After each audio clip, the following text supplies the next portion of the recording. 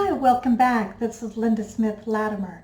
And episode 6 of creating the Firefly Studio, we're going to be building the counters, countertops, and installing the moldings and doing the finishing touches for the studio. I'm going to talk about the needs that I had for this studio to make it come to fruition.